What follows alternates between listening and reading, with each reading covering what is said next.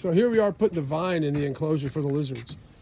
And we're going to start on the bottom. And we're going to twist this vine around. See, the vine is very pliable, so it can be twisted around. It'll give the lizards good places to climb and good access all the way around.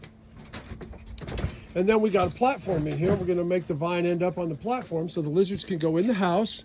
They can climb up and sun themselves and come around on the platform. Nathan just found a mayfly nymph going in there. A mayfly. Lizards love to eat those. He's going to carry that in the house, and the bearded dragon is going to snatch that right up. You can go ahead and put that in their house, Nate, and feed the lizard. And what we're going to do here, we're going to bring this vine down a little bit here. And we're going to wire this to the sides of the enclosure. We're going to attach this sturdy so the lizards can use it. So we're going to get our muscadine vine all in here for the lizards. And then it'll be ready to move the lizards outside.